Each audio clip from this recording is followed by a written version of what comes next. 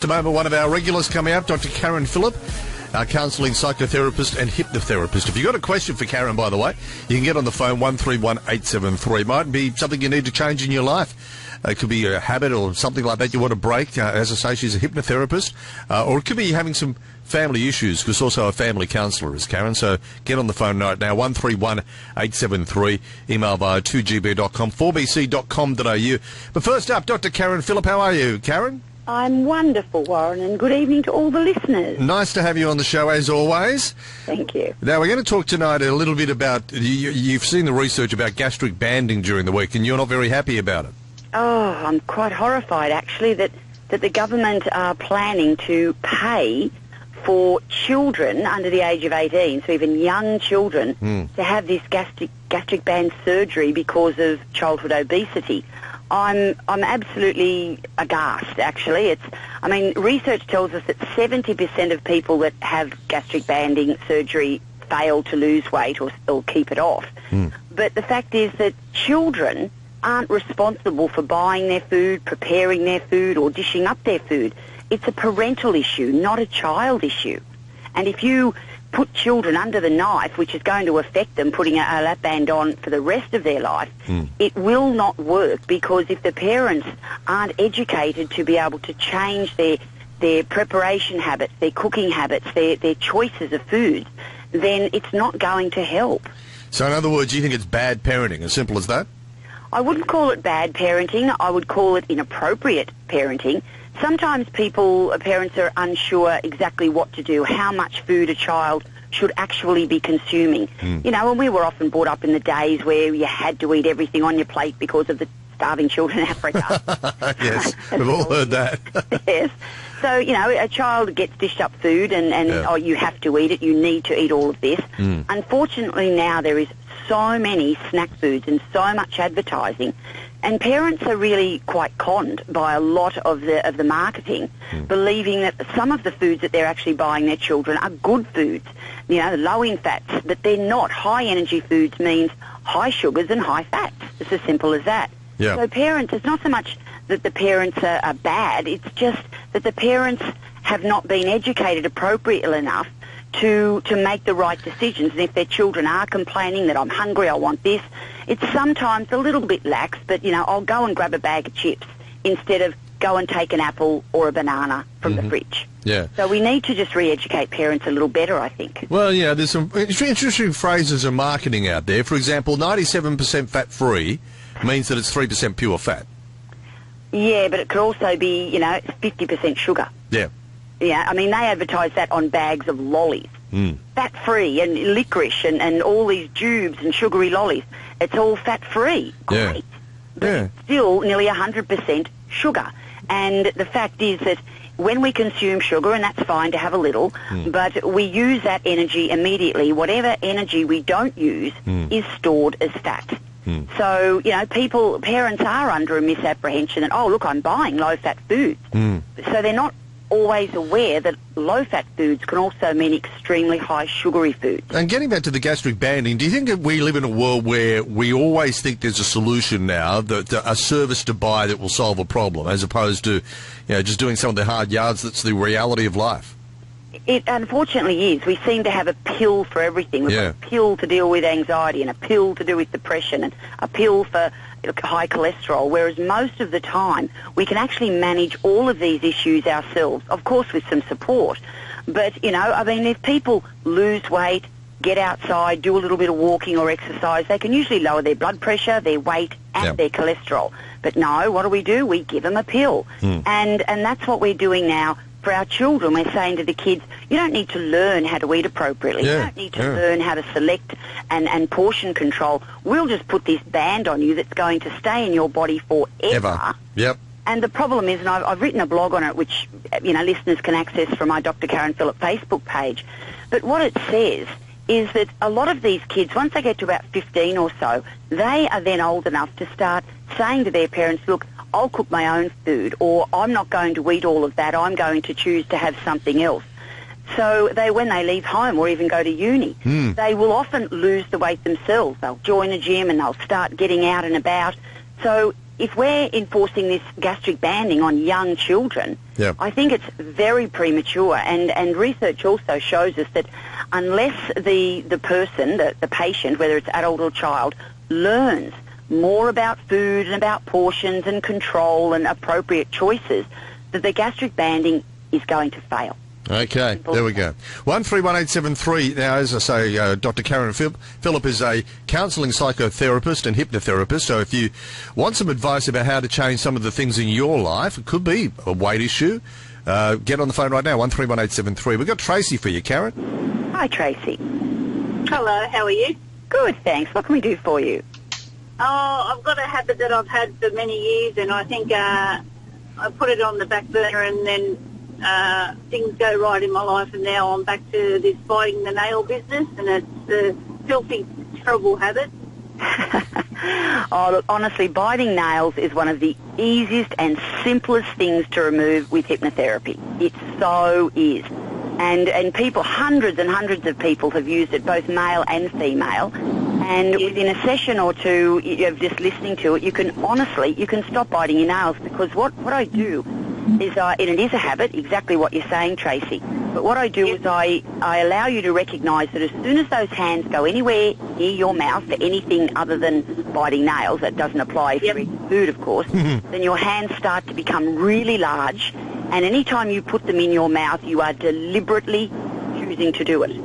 So therefore, any time you go to put your hands up there, your mind will automatically notice your hands and you will be able to remove it. And it only takes us 1 to 2 weeks to start a new habit. So what you'll be doing is subconsciously you'll be starting a new habit of removing your hands away. So if you jump onto virtualhypnotherapy.com and just select Stop Nail Biting, I'll guarantee that within a day or two, and some people need to listen to it for a couple of times because they say to me they fall asleep the first time they listen, so they need to listen again. It's very relaxing.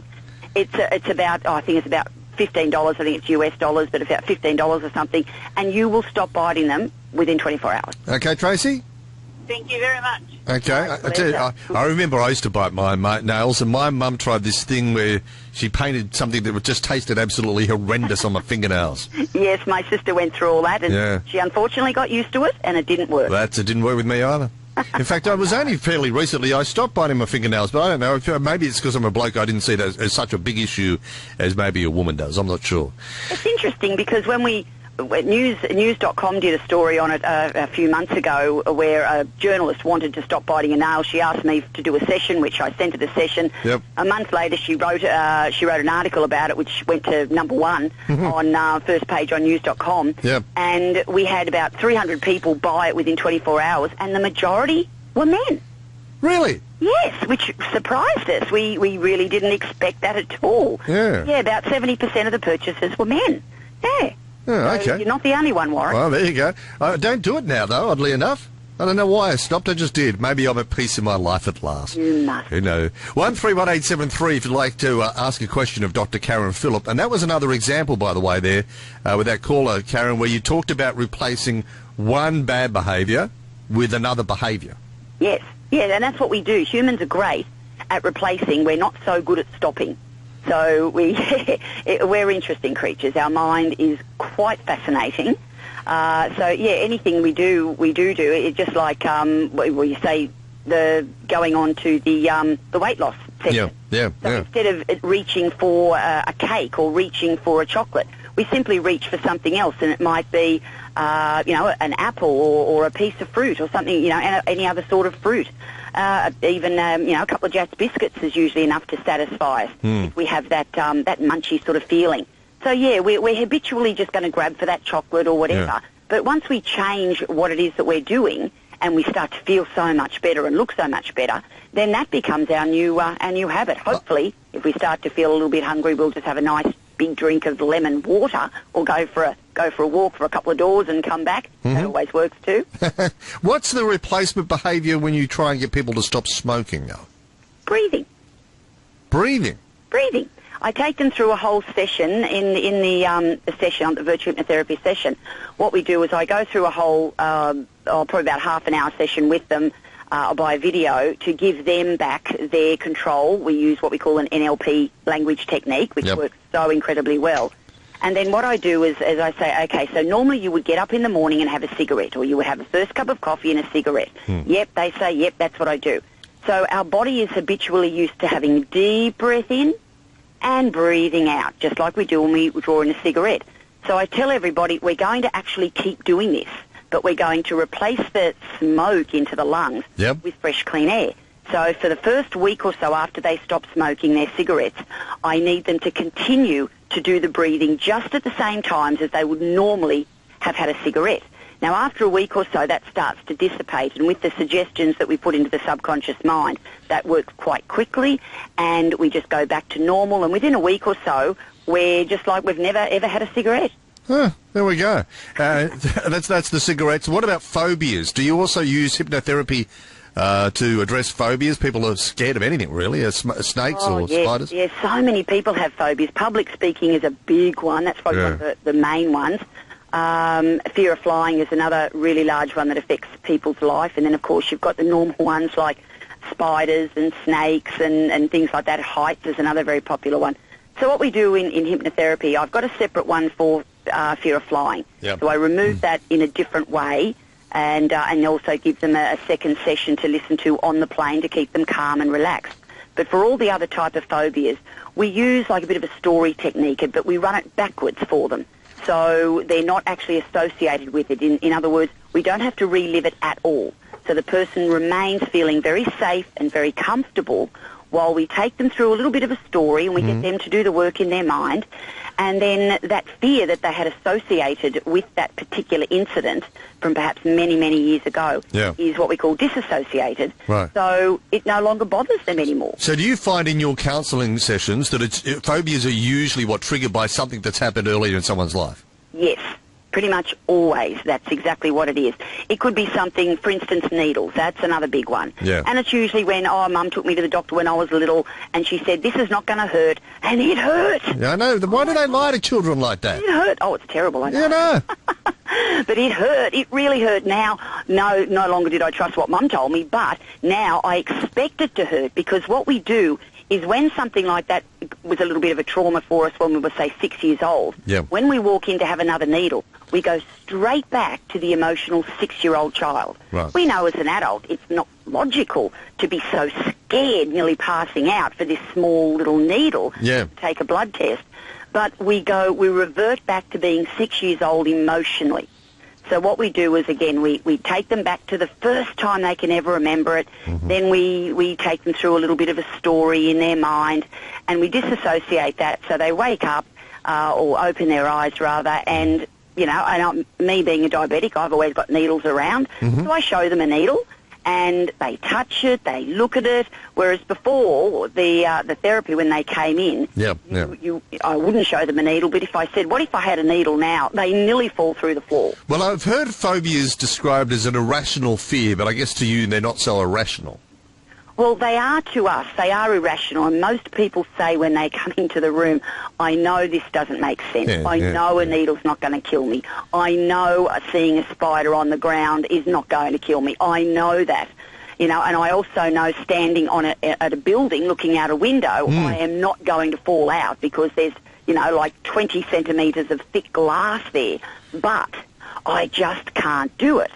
And they know it's irrational. So it is actually irrational, but the association that we connect to that was made at a time when it was very rational to us then. Yes. But unfortunately, as years and time passes, it becomes more irrational to us. Well, you've said this to me before, and to our callers for that matter, that we don't forget. Like, we think we forget, but we don't forget, particularly when you're talking about some of the work that you do with people that have suffered some trauma in their life, be that assault, abuse, or whatever.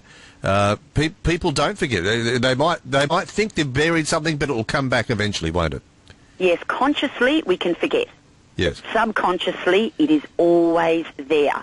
Subconsciously we will remember a sound or a smell or anything. I'm not sure if I mentioned, but, a little while ago I had a lady come in for, she all of a sudden just didn't want her husband anywhere near her. Couldn't stand him anywhere near her. They had a wonderful marriage. Yeah. And I relaxed her down and I got her to search her subconscious mind. And what it was is she was abused when she was a child, and the smell of the abuser was the same aftershave as the new one that her husband had purchased. Yeah. And she had no idea consciously what that connection was, of course, because that was a long time ago and she got past it. Yeah. But it was just that smell that her subconscious reminded and said, whoop, red flag here. Yeah. I remember this. It's a fascinating thing, that. And even without someone having a trauma or a problem in their life, I reckon that smell is the greatest memory evoker there is. It really can be. Yeah, it will be something that will remind me of my grandmother's house or something. And it will be, like you say, just a product that she would have used or a type of flower that she had. Remarkable. Yeah. Oh, it is. It's fascinating, and we don't pay enough attention usually to the smells around us. And there's a new therapy that I'm starting, a sensory therapy, where I will get outside with people to walk, and I want them to take in the smells, the smell of the air, of the ocean if we're down there, or just the grasses and the flowers. Yeah. And they do often bring up various memories and emotions in us. So we can look at their situation holistically rather than just isolating things from what they consciously recall. There we go. Now, drkarenphillip.com, drkarenphillip.com is the website. You've got the sessions there, particularly, as we were saying, about weight loss. Yeah, I've got a weight loss reduction session for anybody that wants it or needs it for themselves or for their children. And we know research has told us that if the parents take the proactive step and start to reduce their weight and purchase, correct foods and portions, serve up proper portions, then the children will just flow along and they'll be fine as well. So if you go on to drkarenphillip.com, drkarenphillip.com, there's a little link there with the code word of SLIM. So you just get the link, put the code word in, and you'll get a reduction in the cost of your weight loss session. And whiz bang away you go. Good to leave it there, Karen. Thank you. Thank you, Warren. Dr. Karen Phillip, 23 past 9, 20